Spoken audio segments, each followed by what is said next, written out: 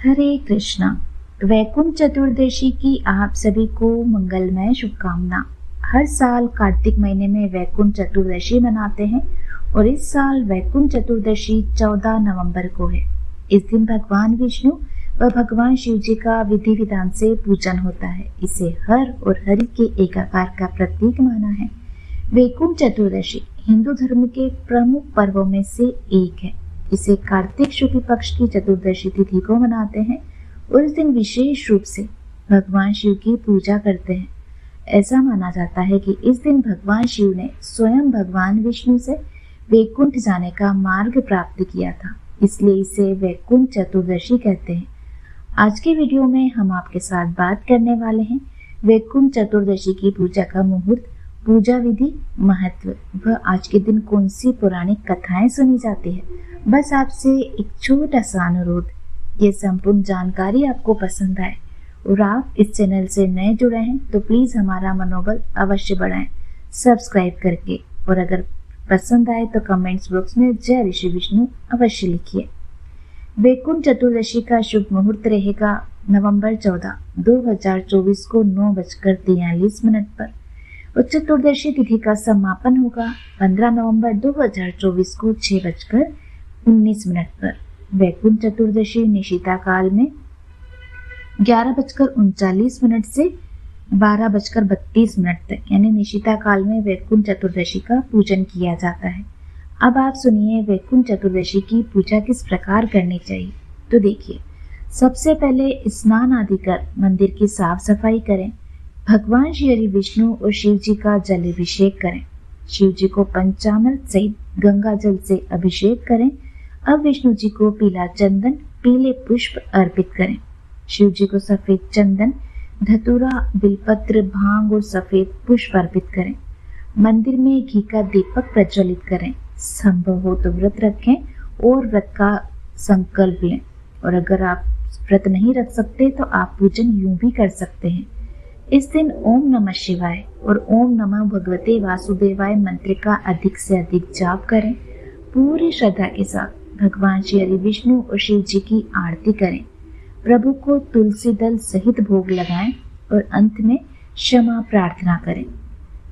वैकुंठ चतुर्दशी का महत्व यह है कि इस पर्व को हर भगवान शिव और हरि भगवान विष्णु के मिलन का दिन माना है। तो भक्त इस दिन व्रत रखते हैं, भगवान शिव और विष्णु की आराधना करते हैं। वैकुंठ चतुर्दशी केवल पूजा अर्चना का पर्व नहीं, बल्कि यह हर और हरि के मिलन का प्रतीक है, जो सभी धर्मों और मान्यताओं को एक सूत्र में पिरोने का संदेश देता है।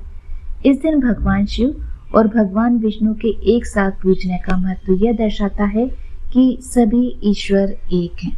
अब आप सुनिए वैकुंठ चतुर्दशी के दिन सुनी जाने वाली कथाएं।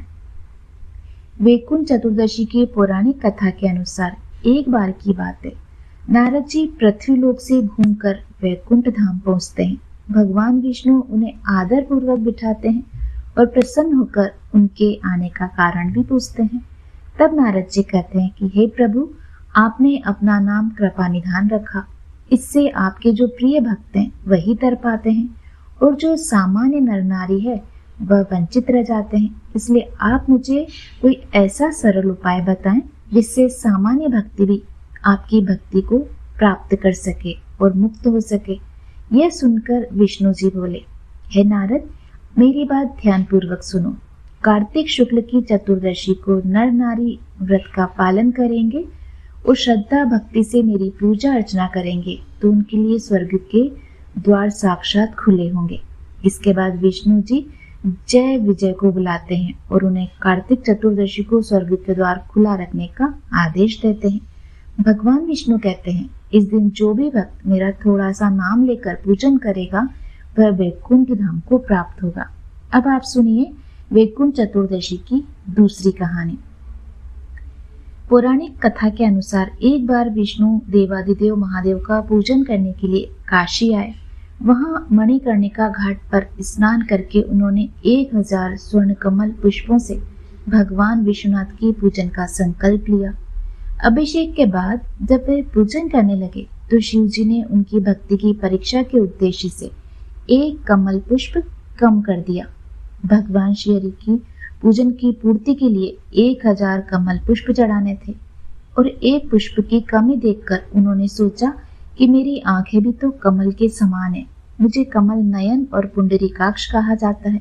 यह विचार कर भगवान विष्णु अपनी कमल समान आंख चढ़ाने को तत्पर हुए।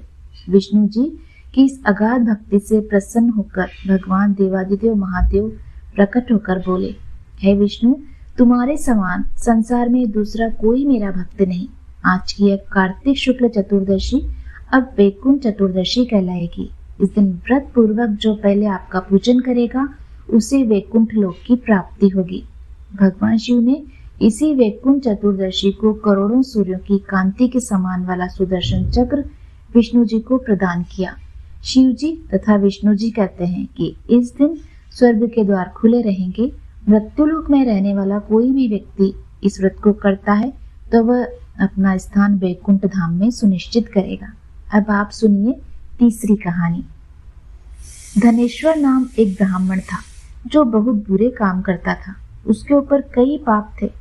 एक दिन वो गोदावरी नदी में स्नान करने के लिए गया और उस दिन वैकुंठ चतुर्दशी थी। कई भक्तजन उस दिन पूजा अर्चना कर गोदावरी घाट पर आए थे।